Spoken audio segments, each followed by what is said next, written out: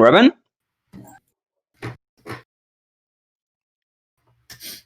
Okay, can All you? right, I can hear you guys. Hey, brother. Took a minute here. All this new technology. Now I see. How do I? Oh, I guess I hit the camera thing. All right, there we Yeah, yeah. go. Hey, Reuben, Hi guys. how are you? Happy birthday. Good. Oh, thank you. Yeah, Yeah, cool. sent you a message yesterday, and I asked some peeps to wish you because it's not shown everywhere. So Yeah, Yeah, everyone. appreciate it. Yeah, I got flooded yesterday. It was a feeling the love for sure. yeah, so Eureka baked you a cake, right? She made me some sushi. Oh, so nice of her. Even even better. Yep. Okay, good. Okay, so just to tell people how it's going to work, so every single one of us, so I'll be first, then either Mills or DevilNeverCry, we are going to ask you a question we chose for ourselves. So respectful of non-DNA, so non-disclosure agreement stuff. And then if you still have some time, because let's remind people you're on lunch break, so you don't have much time Actually, to. Yeah.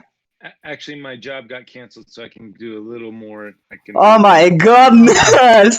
yeah. Okay, all good. So, well, we're going to have longer chat, and well, chat will probably have some questions for you, and we're going to pick them and address it to you.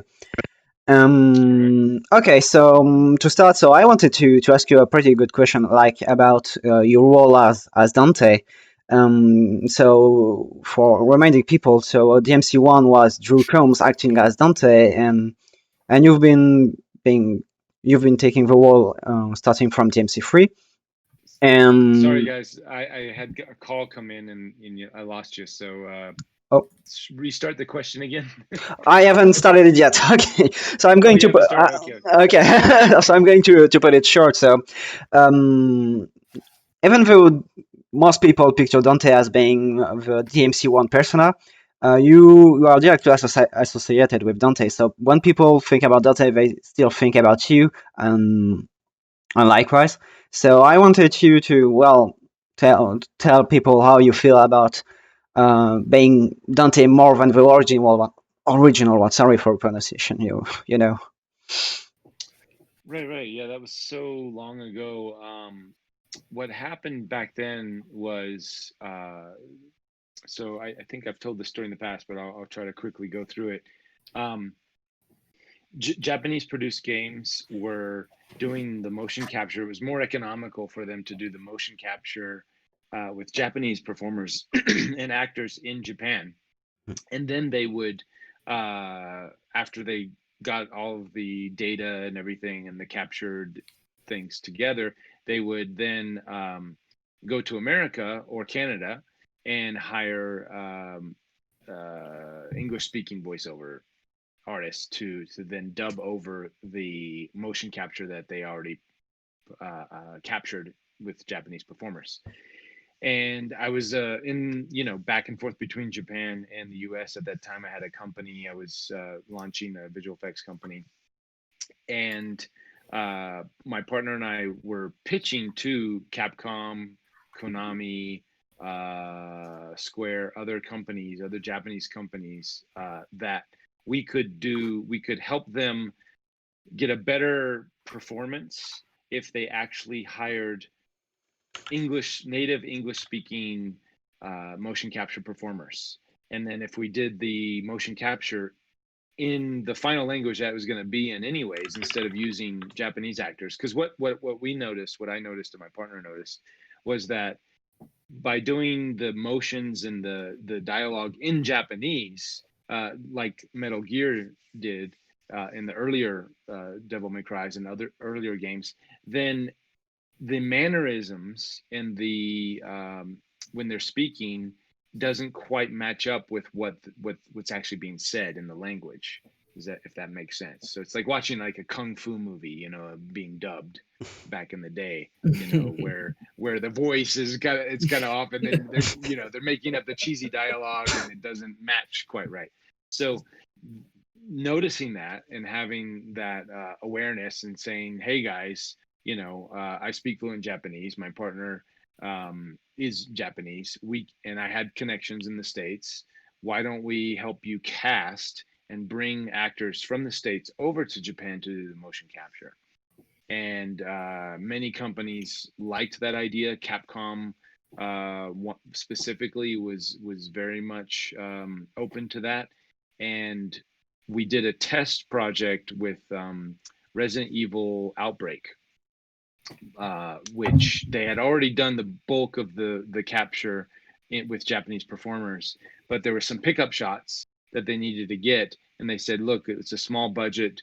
We'd like to test this theory you guys have, and could you cast some actors out of the States for that? And we'll bring them to Japan and then do the motion capture."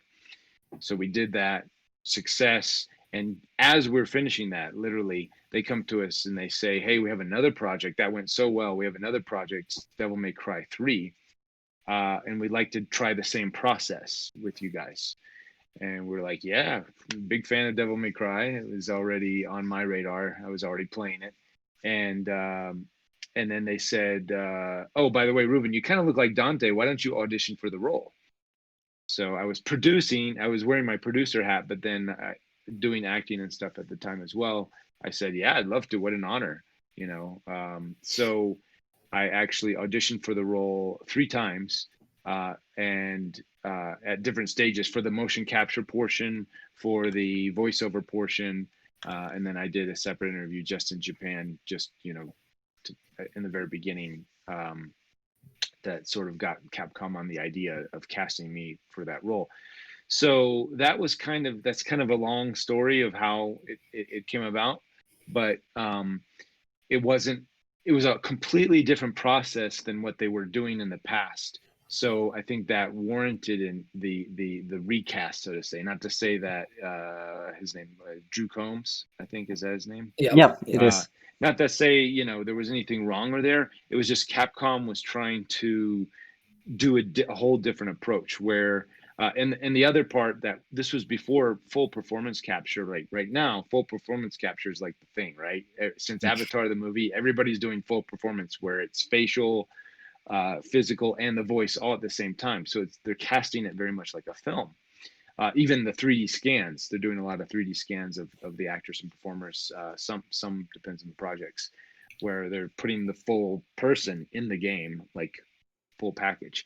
We were pitching at the time that there would be a better connection, like if they didn't have the technology back then to do full performance capture, but we suggested, hey, if you can use the same actors who are doing the motion capture, use them for the voice, because they're embodying the character so much physically, and they understand the character. If the quality of the voice is a close enough match, you're probably going to get a better performance out of these guys because they're so in it. Already, yeah. And Capcom took that into heart as well. So even though that whole process was kind of holding Capcom's hand during the whole thing, and really showing them step by step, hey, we could do it this way, we could do it that way, you could do this, and then really suggesting and whispering in their ear, and maybe slipping a little something in their drinks when they're not looking, so they could yeah, well, so we they could come over to our side of things. But no, they were very open and open-minded and willing to try something different. That's one of Capcom's the blessings with working with them, is they've always been open to suggestions. They're looking at other companies and other things and seeing what's happening, what people are doing, and they're always trying to innovate and do something new. And it was the perfect timing. Our company was sort of, that was our motto for our company too, is to do innovation and try it a new way. We can always do it better. Well, it was a great success, because apparently, like, reading the chat too, and most people say it was a right choice because they also love your voice whenever you're talking casually or being as Dante. So this was definitely the right choice, and people just love how you interpreted Dante right from DMC3. So I mean, we can just thank Capcom for that, and keeping you for DMC5. Totally.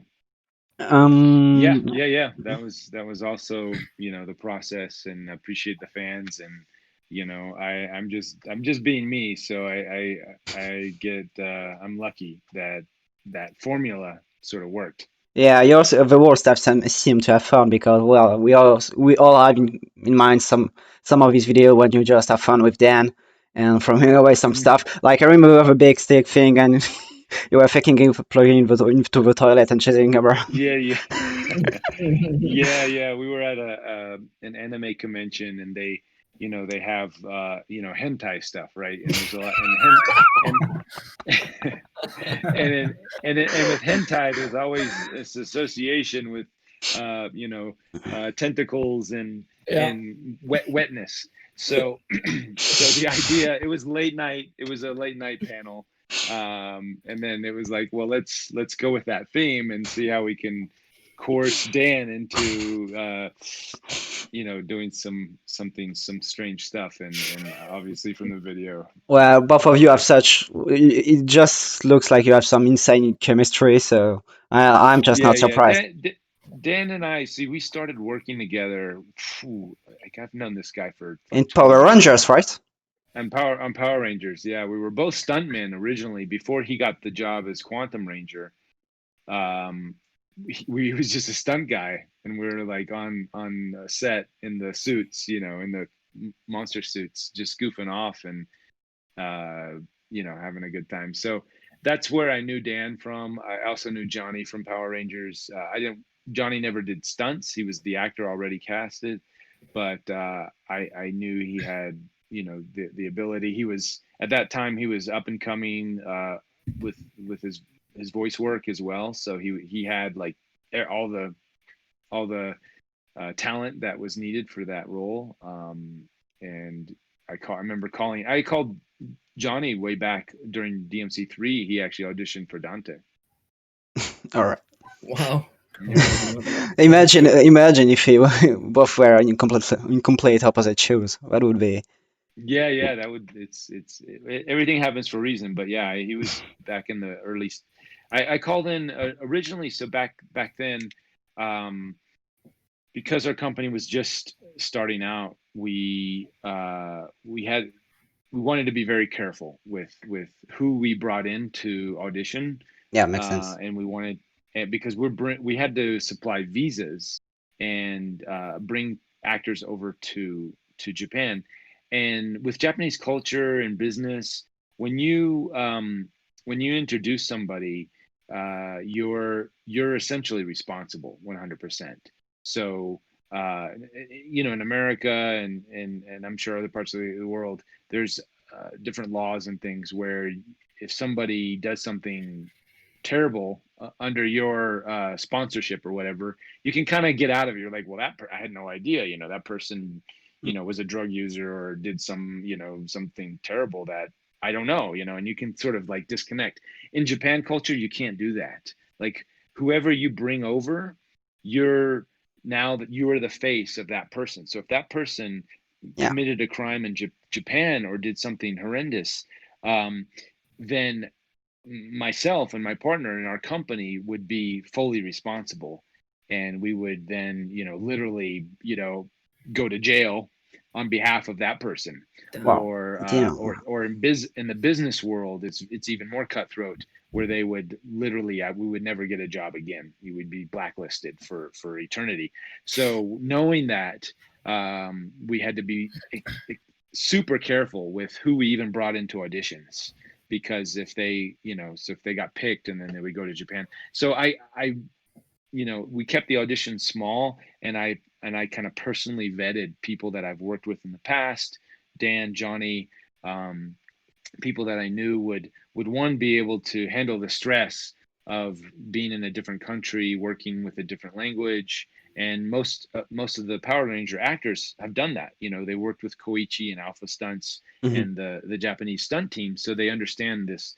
You know, they understand the culture. They understand working in different languages and getting direction from in Japanese and then being translated. So those were one of the reasons why I picked those people specifically, because I had that experience on Power Rangers. So it was nice to sort of go from, you know, Power Rangers to the motion capture world and Devil May Cry, and bring that world into the to the gaming world. Okay, perfect. So maybe unless you want to add something else, because you absolutely you love your job, so it makes sense that you love talking about it. So maybe Sure. Yeah, well, no, I go off. I'll lose yeah, the topic. very easily. So You guys interrupt me at any time. You're like, okay, Ruben, you're way behind. Cut it off. I've been asked in some of my other tweets, like whether to ask you about how you think about the life being a matrix, and also we're not going on the topic because we all know it's going to end up in a conference. Yeah. What was the question though? I'm curious. No. It's just about what you think. That's why it's very Oh, wide. are we living in a video game? Yeah, that's Oh my god! I should. Comfy how much boys. time we got. Okay, and Over there. that's a 14-year-old fan who asked about it. So, moving on. So I think unless you want to ask something else, we're going to switch to DevilNeverCry. So you actually met him in the previous Skype you had with Chris in, it was October, the fan conference in London Oh, with a cosplay guy. So he wasn't yeah. there. He was cosplaying too. So you actually already met him. So he's going to be. Kind of, yeah. I mean, I'm not Oh, sure if you did see me. I was like way off in the corner, but Yeah, there was a lot of people in the group there. I In that remember. It little, was like, yeah. whoa. you can Very interesting People guy. coming and going. you can recognize his hair anywhere anyway. Okay, so your turn. Well, nice to virtually meet you again. Yeah, nice to meet you again, Reuben. I just wanted to ask, have you played all of the DevilNeverCrys? And if so, which one is your favorite? I have played them all. I haven't played through them all because I kind of suck and it takes so long. I mean, right now, I guess 5 is my favorite just because it's so more advanced, and you get the gameplay and the visuals. It's super cool. So, yeah, I mean, story wise and that experience and just the everything attached, the beginning of everything was DevilNeverCry 3. So that will always have a place in my heart that I will never forget. But just for gameplay and fun sakes, because there's just so much happening, I really enjoy 5. It's like, whoa, what is that? What's going on here? Look at those graphics, amazing. Yeah. On to you then, Does that Millz, I answer? guess. Yeah. Is Keo going to give me the introduction? Do I have to? Yeah, get Oh, the okay. introduction in there. No. I'm so Millz. I've described him in the when I talked to you. So he's basically the guy who organized the 4 charity live streams over the past 2 years. So Oh wow. So yeah, it's thanks to this guy we Nice. can be gathered all together. We can be together today. So again, props to Millz. Like we upload him all. I won't have any more hands to play again when we're done. But basically, thanks Millz. Yeah, so it's pretty much the guy we have charity live streams and donating thousands of dollars. He's going to say Nice. we're a team. It's thanks to everyone and go, but down the line, he's the guy who had the initiative. So props to him. Thanks. Thank you. Thanks for. It's okay. So I assume you had something to do with putting this one together then. Well, yeah, this one, organizing this whole event, yeah, but it was Keo who managed to get you in, so that was so awesome. So much appreciated to Keo because it's absolutely crazy. But yeah, Reuben, it's a pleasure to meet you. Happy belated birthday. Oh, thank you. Before I ask the question, I just want to say that obviously it's been 4 live stream events that we've hosted, and for me, this is the last one that I'm gonna host. So to have obviously you be a part of like the last stream, because this is the last stream before we like finish up for the event. So to have you on for the last event and like have you be a part of it at the end is so cool, dude. So thanks a lot. I'm trying not to get choked up, but thanks. Glad to be part of it. Having you talking about hentai before was unexpected, so it's not what I had in mind, but I roll with it. Sorry for the younger ones. They don't need to know, but I'm sure everybody's old enough to know what hentai is. I knew what hentai was when I was 12. If anything, it enhances the experience, to be honest, right? But my question for you, Reuben, is there any aspects of Dante's characterization or his story in DMC5 that you didn't necessarily agree with? And if so, like, do you have any ideas on how you would have done things differently? No, actually, this relationship that we've been over the years cultivating with Capcom, Itsuno-san, my old company Just Cause, the actors.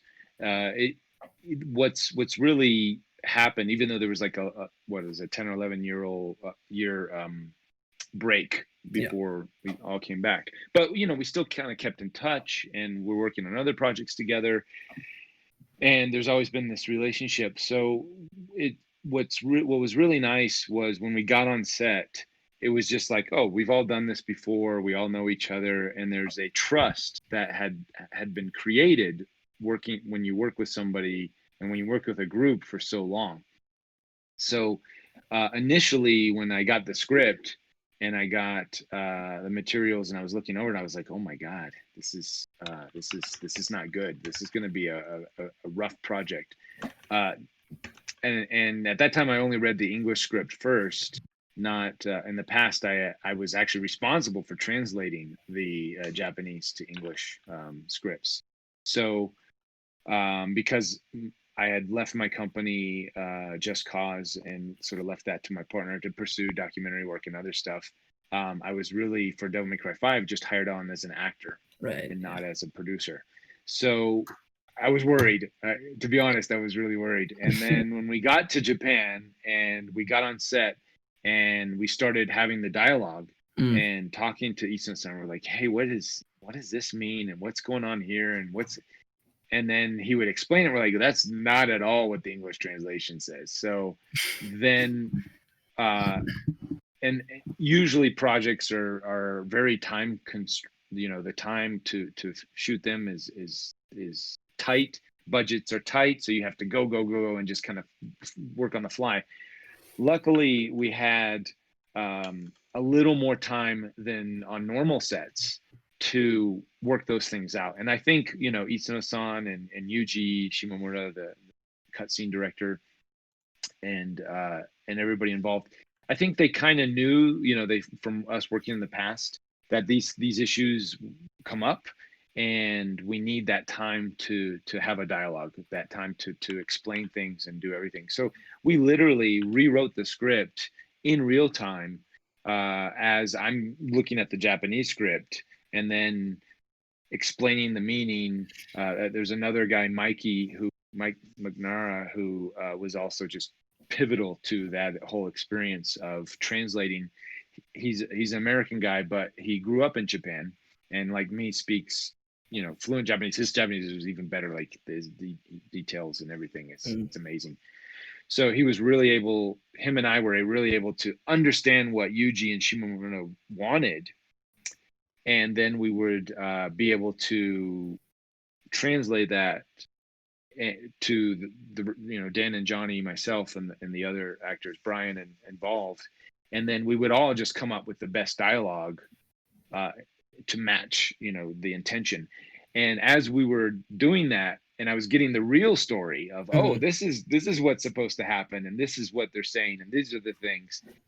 It was actually like, oh, this is cool. This is like, I was giddy, because I knew, I was like, oh, the fans are gonna love this. This is finally, this is such a gift to the fans for what they've been asking. Capcom's really done a good job with the script and with everything. It's just that localization, that translation, with a lot of games, not just Capcom, a lot gets lost in translation. Yeah. And even within Capcom's own internal translators, right? I don't know if that script, I think they hired somebody, I don't remember, but this has just been an ongoing game problem. And it's because it's so beyond words. You really have to understand the culture of the Japanese, not just language, but also culture and background, and even subtle things, like us here in America, we have so much slang and stuff that it's in the movies, so you guys get to hear it, but and sort of like, oh, I think this is what that means, and and likewise, in Britain and in other English speaking parts of Europe, it's very localized where that slang or that word or that top, how is that used. And Japan too. Japan has tons of small nuances in their language that are sort of in time, right, with what's happening in the media, with this actor doing this on whatever, or said that thing. So those little nuances and jokes don't get conveyed. Even if you speak the language fluently, you literally have to have a really good understanding of the culture and gaming culture and everything else. So again, a long explanation to your question, but I have no regrets to the story, to the way it played out. I thought Capcom did an amazing job. When I was on set, getting to set, I was just like, oh my god, what are we gonna do? This is gonna be horrible.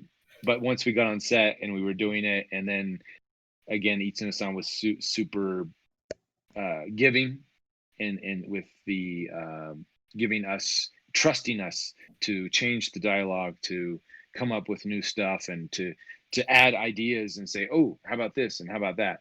And as all good directors, and Yuji too. Yuji he's always such a joy to work with, because he's very open to that, and he has his vision, but he's not locked with it. So it's a great experience. I actually remember some differences, like between the Japanese and actually, original version. Like for example, like on the final fight you actually have with Virgil. Virgil does say as a question that Nero is his son, but in the Japanese version, it's actually quite implied he already knows that. Like, yeah, that that was one of the things that after 4 came out, Itsuno-san and Capcom were like, how come nobody knows Nero is Virgil's son? Like that, everyone knew. It's like so obvious. In Japanese, it was very obvious, but the rest of the world didn't fully catch on. Maybe not. Only the diehard fans kind of figured it out. But it was Itsuno-san was surprised. He was like, man, I don't get why they don't know it. All right, well, we'll just go with that, right? He was just like, we'll just go with that and play with that, that not knowing. Yeah, there was one little detail over the years. So there was 2 pieces of extra stuff. So there was the one artbook of DMC4 in which it clearly stated that Nero is the son of Virgil, and there's another one just leading to the interpretation. It's actually the first patchy slot game of DMC4 in which you actually see Nero swinging Yamato, and you have Virgil behind him. So basically, the interpretation there was no clear worldwide statement about the relationship. Yeah. So that's why most of us were waiting for the MC5. Yeah, I think when Itsuno-san realized that, he was like, oh, they don't know. Oh, okay. I thought I was gonna know. So then it was like, well, let's just go with this and let's keep it, kind of secret, and put that in the game, and that'll make So using that as fuel for 5 for sure. Okay. Millz, since you're the organizer, he has a way to say things even more. If you have another question to ask before we skip to the fans question, you can, anything that comes to your mind, anything. Not a question from me, but I'm going to ask him a question from one of my friends and fellow organizers that helped me set this event up. His name is Mick. Shout outs to him. His question is, Reuben, how did you approach playing Dante in the games from 3 to 5, and did the length of time between recording 4 and 5 impact how you acted for him at all? So in 3, for me, and I've talked about this in the past. It was really a, I was a young actor. I was acting, but nothing of no major roles, just small stuff, right? So that was my first sort of major role, especially having it get so big. So I was kind of lost. I was just taken the direction the best I could, and trying to learn the craft of acting. What is acting, and how does that work? So there was a lot of unknowns. So I was, I've told this story before where I was getting so many different directions from, from Yuji, from Itsuno-san, from other producers that were on set, and I was trying to take it all in, to listen to everybody and do this, and one guy's direction would contradict the other guy's direction, and then I was like trying to figure it out. And in the first day or two of filming, you could really just tell I'm figuring it out. Like, what is going on here? This guy doesn't know what the hell is going on. And then I literally got pulled aside. My partner was like, Reuben, what's going on? I'm like, I'm getting so much damn direction. I don't know what to do. Who do I listen to? And then, he kind of gave me a pep talk. And then it kept going. And the second day, I was so frustrated. I was so pissed off at just all the oh, you should do it this way, or you should do that way, or no, do exactly what I was told. And then it would be, somebody else would have an issue with it. So, so I just said, fuck it. You know what? This is all bullshit. I'm just gonna do what I don't care. And I'm just gonna do whatever. And as soon as I did that, everybody was like, "Oh yeah!" So do I actually owe you the YDMC3 is? Yeah. So I was like, "All right, I don't care. I don't even want to know that. I don't even know, just." So in a sense, that helped me find the character. Was all of this, because I was wearing two hats. I was wearing the producer hat. So of course, as a producer, you want to do exactly what everybody says. You want to, you want to respect, this is our company too, Just Cause. I was building with my partner. We were, this is our first real big project to this size. We've done a few in the past, but, with wearing so many hats, sometimes it gets confusing. So it was great. It was great that it happened that way, found the character. And then once I found it, it's like a shoe that you can just put on. So later in 4, there was a little, the older version of Dante that they described, and I think I've said this in the past too, but I'll repeat it. Itsuno-san was like, Reuben, Roy Fokker. So we're both, I don't know if you know who Roy Fokker is, but Itsuno-san and I are big fans of Macross, which is an old Robotech, as it came out in the States and maybe in Europe. And the Macross Saga, which was the first, if it's Robotech, they took three different series and they kind of bunched them into one, and that's a whole other, otaku talk. But so Itsuno-san, one of these, fans of Robotech, aka Macross, and he said, Dante is Roy Fokker, and I'm like, that's an easy one. I love Roy Fokker. He's my favorite character in the Macross series. So I just used that. I used what I had already created, or that shoe that I already felt comfortable wearing with Dante from DevilNeverCry 3, and then I just had to pepper in a little Roy Fokker, and then it was easy peasy. And then kind of the same thing with 5. So yeah, it's for me, because there's aspects of me in that character. I think all actors try to do that. They bring in their those aspects. It's a very easy shoe to wear, and I feel comfortable in it, and I've done it over the years. We've done it so many times that it's really fun. Sweet. Cool. Absolutely perfect. Like I read the chat, and some people are just baffed at what you said. Like, oh my god, he said some words, or oh my god, he's a Macross boy. So that's really cool. Like, people get to know you a bit more personally, I guess. So I think they're all pleased. We're going to switch to the chat questions. So we picked some questions. I shared them with DevilNeverCry and Millz. So we're going to ask you one each. Feel free to agree to answer or not. Like, if you want to say, okay, no, I'm going to Just depends. So I start with a question from Platinum Paragon, which is a nice girl who did a lot to the community by translating piece of work. She's doing actual research with video games, so really interesting work. I think you love reading what she writes. So if you know, I will link you to, well, just some reading. So the question is, let me find the precise wording. So how did you feel when Dan accidentally revealed the existence of DMC5 way before it was announced? Because we all remember your face is actually a meme right now because we all remember you were like that. Yeah, So people yeah, remember you, yeah. and we just wanted what's your place in all of that. Well, like I said earlier, you know, if you in Japan, if somebody messes up, you're the one who takes the responsibility. So I was at the time, I think, I don't remember if I still had, I was still with Just Cause or not. It didn't matter.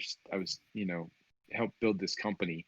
So my biggest worry right then was, oh my God, the Capcom Ninja assassins are going to come out and, you know, not only take out Dan, but take me out too. Because, you know, in a sense, I brought him into this world, and that was my biggest fear, was that you know, they literally would, you know, rope down from the ceiling and, you know, slit our throats and then we're dead. Or you know, worse, we'd have to go, and my partner had to do this on another Capcom project. He literally had to go to Capcom headquarters, get down on his knees.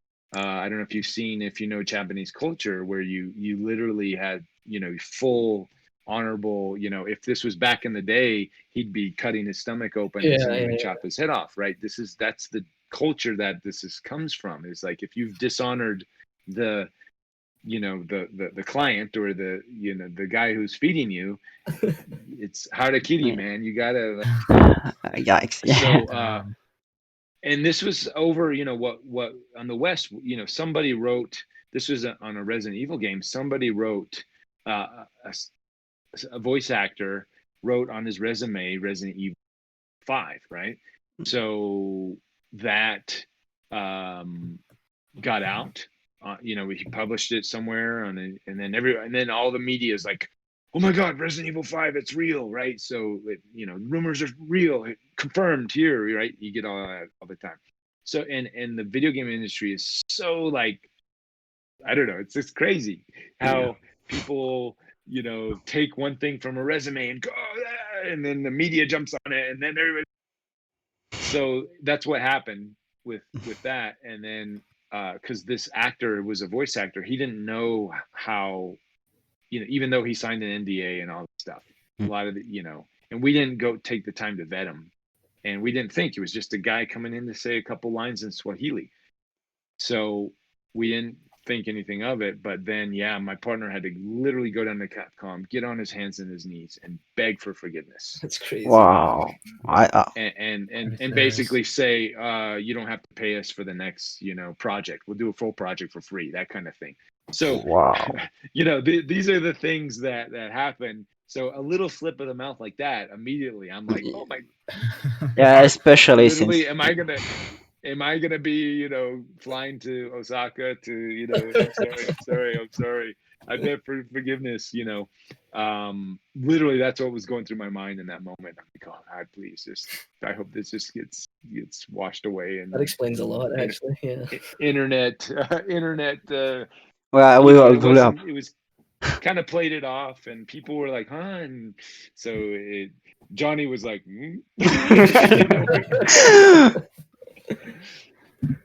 So yeah. So yeah, it can be, it's, you know, as the fans, and us as actors, you know, we're just a small piece of this huge puzzle that is being created by Capcom and what they've got going with the projects. The number of people employed and the amount of money involved. And when it comes to the marketing of these games and how they put them out and what they do, it's a lot of money at stake. So, and they've got their plans and how they're going to release it. And if one dumb actor, Dan, just kidding. Yeah, oh my God. Sort of like blows the lid, like that's, sometimes we don't understand as fans or actors even. Yeah, of course, yeah. How important. And Dan, he got it after. He apologized. He was like, "Dude, I'm so sorry." No, so I'm just poking at Dan because we can do that. Yeah.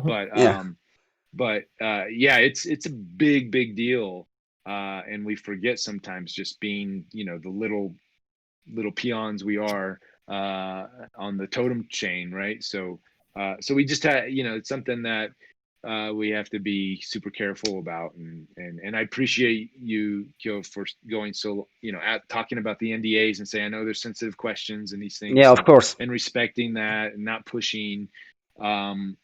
It's unfortunately that's the way it is. I don't appreciate it. Of course, I'd like to tell everybody immediately. Yeah, of course. Hey, this is going on, guys. I know. But it's not my. If it was my thing, I would be like whatever, But these guys, there's a lot at stake here for what they're doing and how they're presenting it to the world and what's coming out. So we have to honor that. Yeah, of course. Well, I wouldn't ask anyway. So, and all of three were actually invited by Capcom UK, so we actually signed the thing, so we understand what's at stake here too. Yeah. The So ninjas are on it it is, as well, yeah. and many people, many of the fans don't understand it, and they want everything now, and they want this, and it's just appreciate it. Everything has its timing, and we have to honor how these game companies they're putting in a lot to make an awesome product for us all to enjoy. So just know, guys, just let them do it. Trust that it's all going to come out in the right timing and everything. Yeah, especially since they trust you right from the start by doing you putting the character in DMC3, so both of you, so that's pretty important. So you just can't betray the trust they put in you by doing such slips. Yeah, totally. Okay, so moving on, we'll go to DevilNeverCry. So you pick another question. Yeah, sure. Let me get the question up so I can get the right. So another question from chat, this time by Destiny Spider, who asks, "What is your favorite look for Dante?"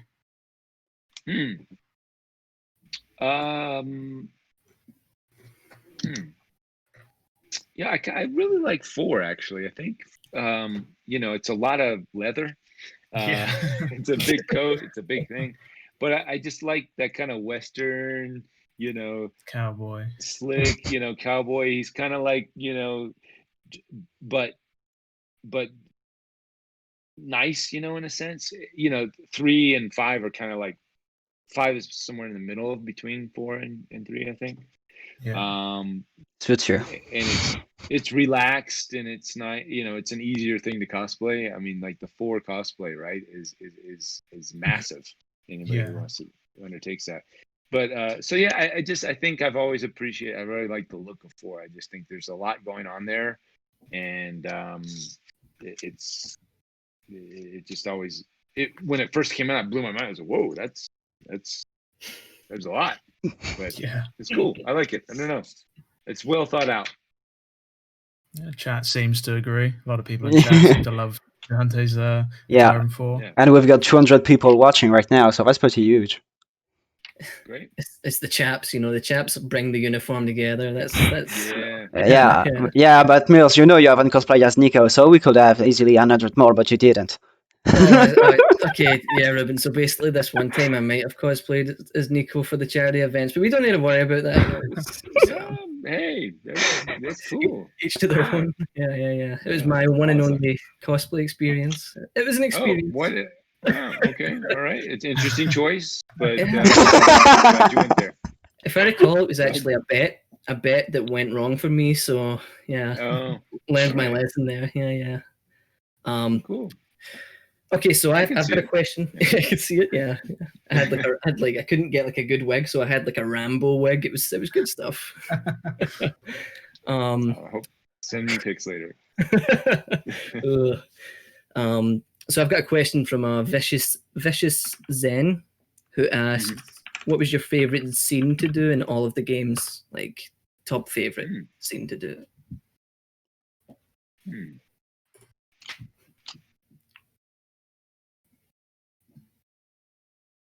I just for like, emotional value, I guess. It was a fun scene to tell Nero about his his father kind of scene. That was cool. As much fun as I have with Dan and the Virgil stuff, a lot of that is just like this brother banter. I feel that I always enjoyed the Nero scenes. Most of the scenes with Dante and Nero just felt there's a little more. I don't want to say chemistry, but there was more layers, maybe. Because it is a little complicated. Is he going to tell him is his father? He knows his father's there. He's got this thing going. There's more to tell, but there's not. So it's sort of like just with the hints and things. So there's more to work with. The Dante Virgil thing, we played that out in 3, and then once it's set, and it's sort of the same formula every time Dante and Virgil meet. Okay, we're gonna meet, we're gonna fight. It's you're that guy that's always like making trouble, and then I'm the guy that's always gotta save the day or whatever.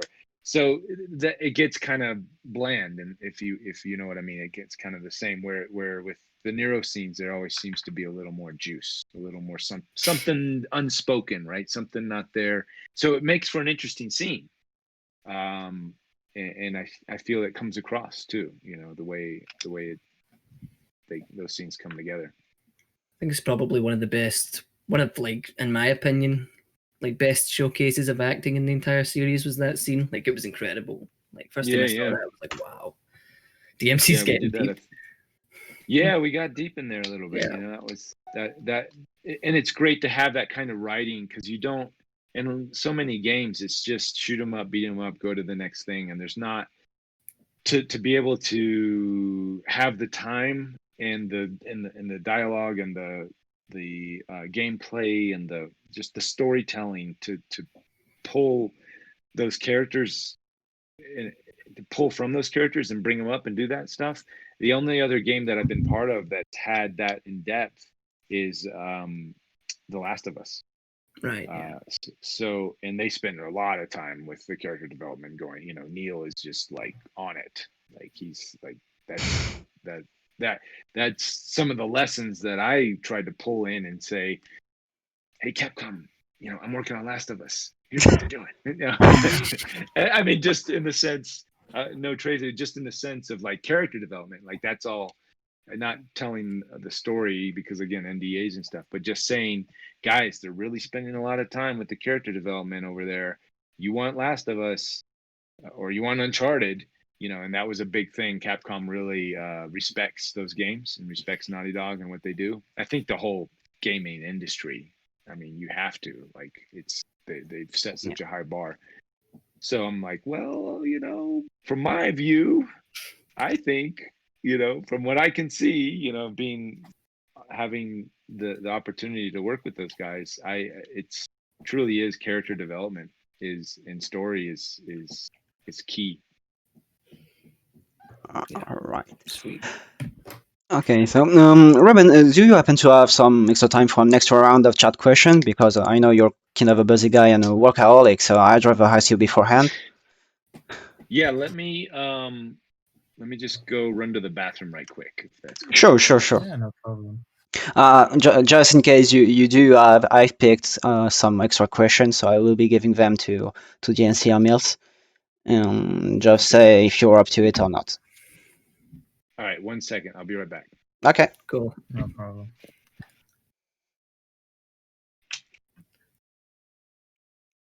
He's still there.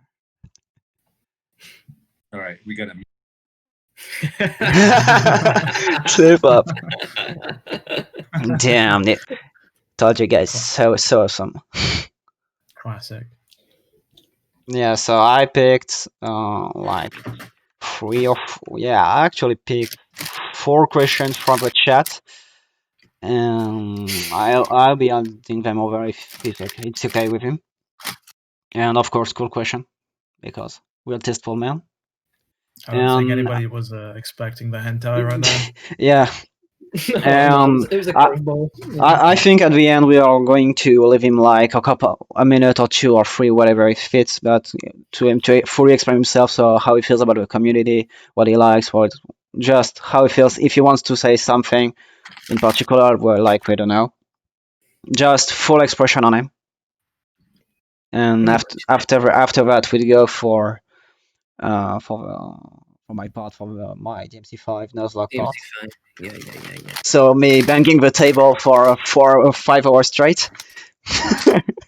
Did you ask the table for consent, or these? No, I think I'm going to make love to my table before actually playing the game, because like, Jesus. like you haven't been there yesterday. I've had to get on night twice. Basically, ending. I just failed the run like on mission 5. Keo, turn yourself down just a touch, says the chat. Hmm? Why was that funny? Mike. What does it mean, like? All right, we're back. Oh, good. What is Yeah. that whiskey? Is this man drinking a scotch? Is that like apple juice? This is yeah, it's actually a jasmine tea, but yeah. Nice. Yeah, I thought. Sorry, Millz is not like you. Yeah, no, he's doesn't rely on it like I do. Yeah. Too early for that. It's never too early. Yeah. Dan would agree, I think. Okay, so yeah, are we good for some extra questions? Yeah, go ahead. Okay. Can you send them to me, Keo, real quick? Yeah, I'll put my question, and during the answer, I will send you the other ones. Okay. So there's one question from 2310 Sammy, and the question is: does your mannerism change between living in Japan and living anywhere else, or is that a perfect blend of the two? I'm not sure if the wording is understandable. Yeah, I get it. Actually, I've had this conversation with my wife recently. It's for sure. I'm a different person when I speak in Japanese and when I speak in English. Anybody bilingual? I mean, when you speak 2 different languages, you're taking on more than just the words. You're taking on, as we were talking about before, we're taking on a culture. And in the Japanese, it's funny. My wife was telling me how Japanese people perceive me as when I speak Japanese, because it's a whole different way. They see a completely different person than when I speak in English and I'm presenting myself, and I'm just talking normal. So and I didn't really look at it like that until recently when she brought that up, and yeah, it's interesting how a culture, and growing up in 2 different cultures, in a sense, I've spent now almost half my life in Japan. Just those mannerisms and those things and how you talk and interact with people, it defines who you are, in a sense. Your culture is you, and and we can adapt to other cultures depending that maybe you're born into one culture and then you move to a different country, and then you're raised in another culture, so there's this mix match of those things. But for sure, yeah, I am definitely a different person when I speak Japanese than when I'm speaking in English. And obviously there's bleed throughs. It's not like bipolar, completely different crazy person. But it's different enough that people notice, and even I notice. I'm like, oh wow, because of my vocabulary, Japanese is not quite there as my English vocabulary. It's getting there, but especially when we're talking about high concepts like I see you. I simulation see you. theory and these things, right? I see what you So did there. in Japanese, I have to find other words that mean that, but maybe not the exact word. So because I can't explain those ideas with the exact same, my vocabulary in English is much greater when it comes to certain subjects. Yeah, semantics. Yeah, so like in the gaming industry, because I worked in film and television, I know a lot of film and television words in Japanese that probably most people don't. That most even Japanese people don't even know because of my involvement with film and television there. So yeah, it just depends, right? It depends on your subject and where you're at, and yeah. Yeah. I feel like I actually I feel the same. Like when you went in France and I was switching before, like between Max and you, like it was pretty difficult and it's taxing on the tongue. And I'm pretty sure your wife feels the same. Yeah, she's learning English now. It's tough. It can be tough when you the also it's tough to when you're just getting the basics of a language. Once you get over a certain hump, then you have that base, like Yukio, you've got an English base that you can work with and you can add on to that. But when you're just building that base initially, that's the hardest. When I first started learning Japanese, it was difficult, and I've gotten close with Chinese, but I've never been able to get over the hump. I never stuck with it long enough to get fully immersed, and I could start building my vocabulary there. So it takes time. Okay, perfect. Mills, do you want to take the next one? Absolutely. Let me just pull it up because I'm so prepared. Okay, yeah, this question is from someone called Danny Sterkov. He helped with some of the organization for this charity event, and he runs one of the biggest sort of DMC communities, but he's been having like a bit of a tough time lately with trolls and stuff. So shout out to Danny. Yeah, We appreciate you, homie. he got pretty harassed too. So cheers up to him. But his question is, Reuben has a lot of books on his bookshelf. What books could he recommend to others to read, or does he have something essential what he recommends to everyone, being it a book about art or cinematography or stuff like that? The first book that had the most, I'm actually a horrible reader. I've gotten rid of a bunch of books. These are the ones that like I'm hanging on to for sentimental value because most of them are philosophy books. Bruce Lee, Miyamoto Musashi, Yeah. my small manga collection, which I've condensed down now, which is I kept the good ones: Akira, Nausicaa in the Valley of the Wind, and Battle Angel. So the book that really changed my life that I still reference today is the Tao of Ji Kundo by Bruce Lee. You see the Bruce Lee. That's actually the cover. That's a poster right there, but that's the cover of the book is that.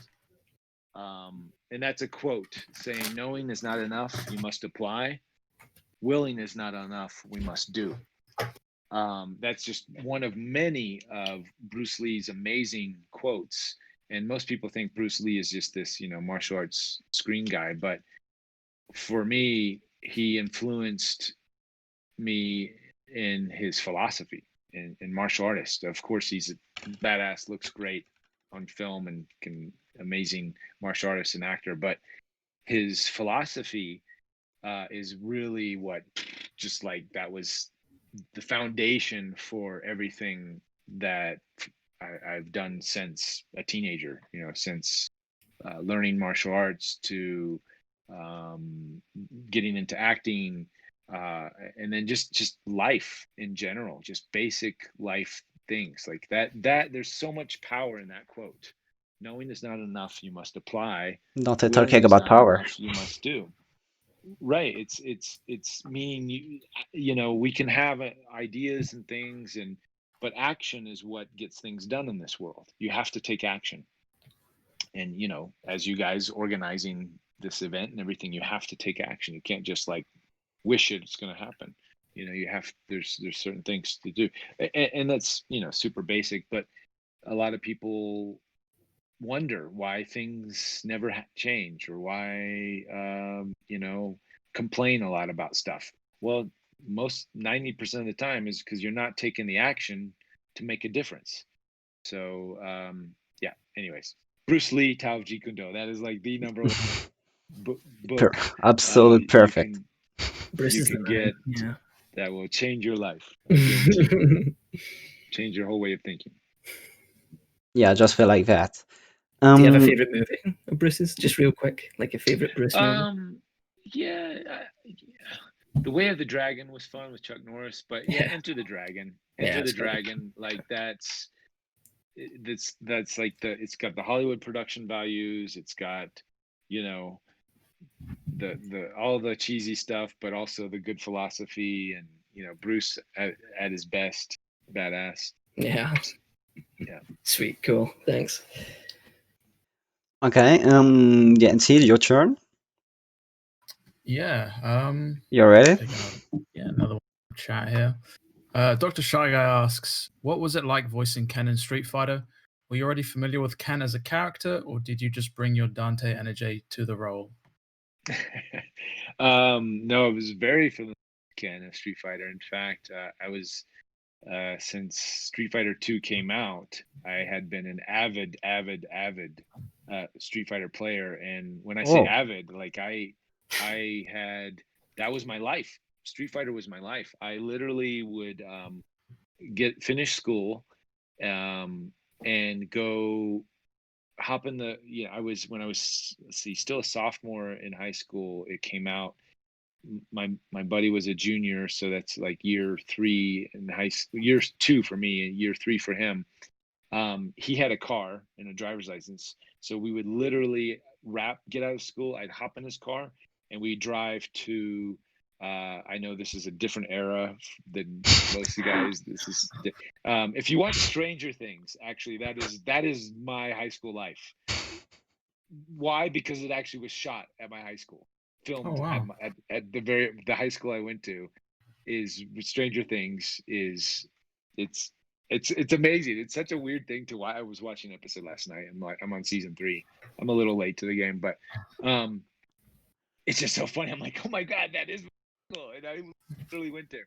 And then the shopping mall. That was so we would go to this arcade called the Gold Mine. Was the name of the arcade, and you know, everybody puts their quarter on the screen. I don't know, maybe you guys don't know that, it's before your time, but so when you everybody crowds around, because like all the other games nobody played, everybody was just crowded around Street Fighter, and you know, you're beating each other up, right? Street Fighter 1 kind of skipped over that one. It wasn't fun for me. Street Fighter 2 was like, oh my god, and then you do the Guile freeze. You know, some guys would freeze Guile upside down with that kick, and you're like, oh man, you just like, and the Goldmine guy would have to like, what, and he'd have to like open it up and reset it, and it would be a thing. But people would put the quarter, you know, you put your quarter on the screen to show your place in line, and you're like, that's my quarter. You know, and people, even though they're all the same quarter, you're like, that's my quarter. I don't know why we did that, but you know, we'd put it up on the screen, and then and my buddy and I, we would play Ken. We'd double up. So he'd play Ken around, I'd play Ken around. We'd play Ken around, and that was how we alternated. So we're constantly playing, and then and people would just come in and put in their quarters, and we'd kick their ass, and they'd leave, and then we were the Ken team. And that was my high school. That was my entire high school time memories. Later, you know, even into, and eventually we had the Famicom or the Super Nintendo. Yeah. And then it came out for that, and I was like, oh, this is a pretty good, you know, port over. Not quite the arcade version, but pretty good. But trying to play with the sticks. But I was always, you know, a 6-button arcade stick. So then, years later, and I was like, and then I went to Japan and I'd play at the arcades there, the game centers, and I'd even get lines sometimes. I remember people would crowd around and be like, oh, and they would say, oh, gaijin tsuyoi ne. Like that foreigner's pretty strong, pretty good at this. I mean, there were some exceptional players in Japan. I have to admit, I get my ass kicked a lot, but there were times when I could hang. And that's what I did. I moved to Japan when I was 19, and my free time would be going to the game center and playing Street Fighter. I think they were on 0.30 something at that time. That's when things started. It started getting really like, whoa, this is getting to be a lot. But and I started easing my play. I wasn't an avid player as much. But then when 4 came out, Reuben, excuse me. May I interrupt you for a minute? Yeah. Sure. Just Maxim got back from work and he just came by the stream just to say hello. So Hi, Maxim. Good to hear from you. Thanks for the birthday wishes and the birthday photos. Appreciate it. yeah. So yeah. Anyways, you have no idea how ecstatical I was when I even got called to the audition, and because it was a super secret audition, they weren't telling the project title, and I like walked in and I saw the characters. I'm like, oh my god! I had to sign an NDA just to I'm like, are you kidding me? There's gonna be another Street Fighter. And then I auditioned for Ken, for Guile, and for Dan. And at the time, not knowing who Dan would have become, what that character was, I was thinking, oh, it'd be so cool to be the new character Dan, right? I'm so glad I didn't get that character. I'm glad I got Ken. But I was just like wetting my pants at the audition. I was so happy and excited. And then when they called and said, you got the role, I'm like, no, this is what kind of weird matrix am I living in? And we can talk about Matrix next if you want to. But I'm sure. Rick. No, I'm serious. I was like, oh my god, this is nuts. How does? And then I was like, well, this is just Capcom. This is what happens as a child. I'm putting all those quarters in, and it's like an investment fund. You put your money in, and then you wait a few years, and then it comes back, and then you get that's how it works. You do realize that a lot of people are going to flood all over your Twitter and Facebook pages just asking for you for a match. Oh yeah. Unfortunately, I don't play online anymore. But whenever I go to events and conventions, I always bring my fight stick, and I do charity tournaments. So if you beat me, you get a prize, or maybe we'll raise money for a certain cause or something. But yeah, I love playing, and I love going to conventions. And that the worst thing about this whole COVID this year is not going to conventions and playing Street Fighter. Yeah. I really enjoy doing that every year. People are going to small conventions just to fight you. Yeah, I welcome it because that's when I really get to play and I like playing in those venues because it's the fans are there. I love playing. I love the character. I love the whole thing. So I'm actually playing with Street Fighter cards right now. Oh god, they're so cute. All can. Oh my god. So if you beat me in Street Fighter, you get one of these. That's all. Yeah, you've been shuffling them since the beginning of the stream, I noticed. See, before we continue on, I just want to say we had a large donation there from John Chin 25. He sent in $108, so shout outs to him. Yeah, thank you. Heroic Virgil with $25, Katana with $11, and Nikat with $20, who says hi there. So there you go. Hi there, Nikat. Thank you. Yeah, thanks everyone for the donations. Awesome. Okay, I just have one little and very small question actually before I move on to the next part. So it's actually RK Revolution.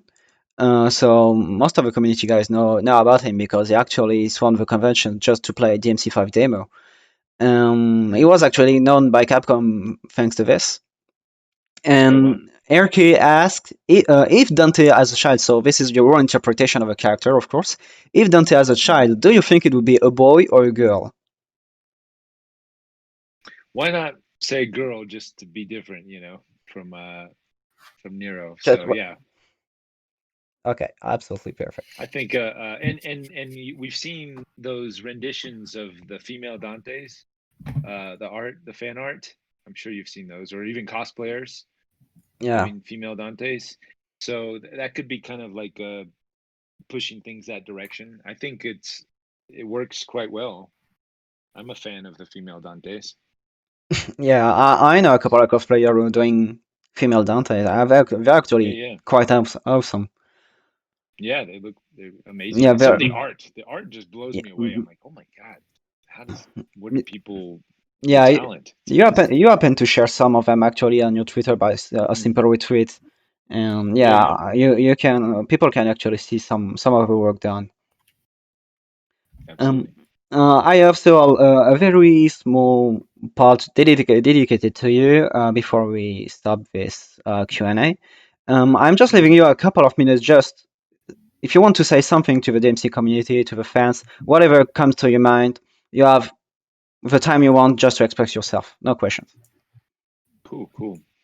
Well, one, I mean, the love of this community and this the character Dante and the game, I so felt, especially yesterday on my birthday. I got so many cool like Dante memes and Devil May Cry stuff, and and you guys having me on, so much appreciated. I mean, I don't know. I'm sure there's other projects and games and things that people are part of that have this type of community, but I'm just honored to be a part of it. I'm so happy that everybody is during these times, especially, the world is going through a massive change, and these are the times that we need these kinds of communities to come together and do these kinds. So, hats off for doing that. In this time of struggle, people are still willing to donate and give money and do stuff. So that's just a testament to show that you guys who are part of this community, guys and girls, who are putting this together, and it's a good thing. You're on the right path. If your parents or some old people are like, oh, what is that Devil May Cry stuff? That's you're killing demons, and I don't know. It's evil. It's of the devil. I'm like, come on. This is the most giving community and the most loving people that I've ever been around. So yeah, you can take that demon BS and go somewhere else with it, because it's not the case. It's not the case. And yeah, I just feeling the love always, and appreciate you guys having me on, and appreciate just the community. Perfect. Well, thank you for your love. Like, Yeah. well, we give love because you also gave love throughout your artwork and passion through, well, it just reeks passion. Like, there's just, I don't have much words for this, but you're just so passionate and natural. Like, whether you're professional or in private, like you're just pure. You're just a diamond, to be honest. I have to. I know I already told you, and people being like, "Okay, Kyo's just whipping the shoes." No, really. But no, that's how I really Feel the think. love. And most of people like. I'm sure if you read the chat whenever you have some time, because it's getting like VOD. So I'm pretty sure when you're going to read the answer, like people are going to argue from all over the world. So. Sweet. No, I appreciate it. I definitely feel it, and yeah, just keep doing this stuff. Forget the rest of the world. It's going through its thing. Whatever it is, it's not. We do need to pay attention, and we do need to take action, as Bruce Lee says, right? Yeah. But don't get caught up in the craziness. Don't get caught up in the political goofiness. Follow your hearts. You guys know what you're doing. You know, you're putting these things together, you're following your hearts. That's where the focus should be. Right.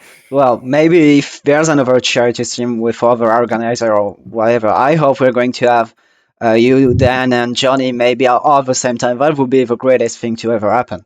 So let's fix a bigger objective for the next time. Can I just say? Let me know.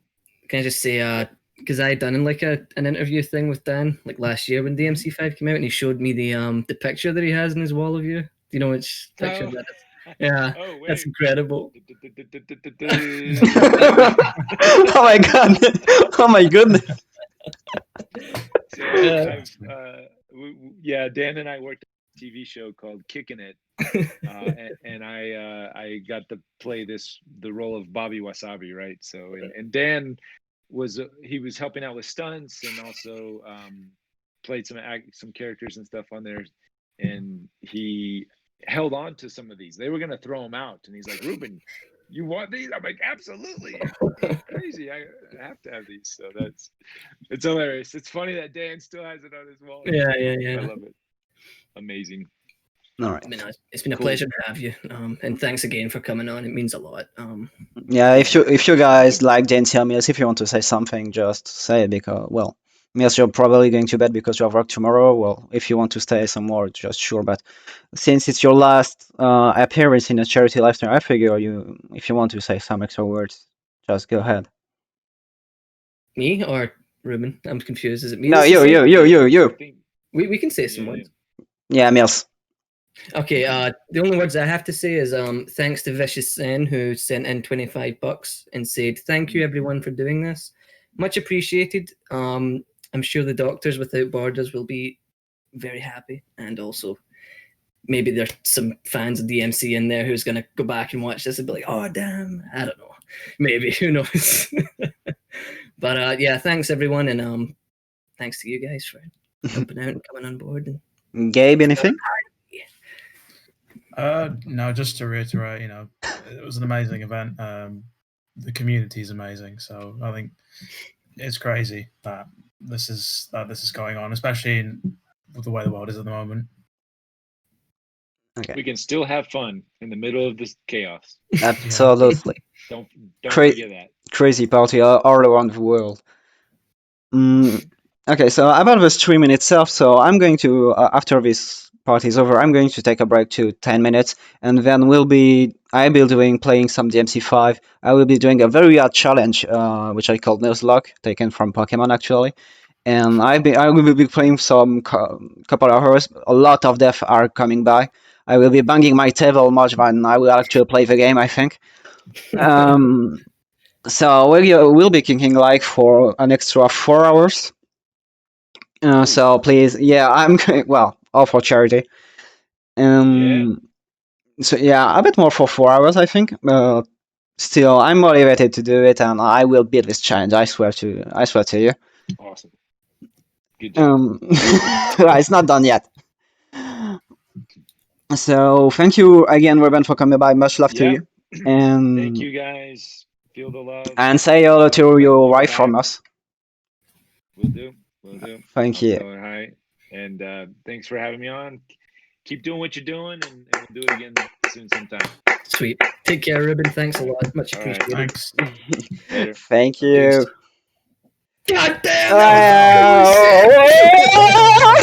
That was awesome. Excellent. Okay. Oh wow, damn! I'm so thirsty. I'm going to take a small break before I go on. That couldn't have gone any better, I think. Who's going to be with me for hosting? I don't know, Miss. You said you were going to bed.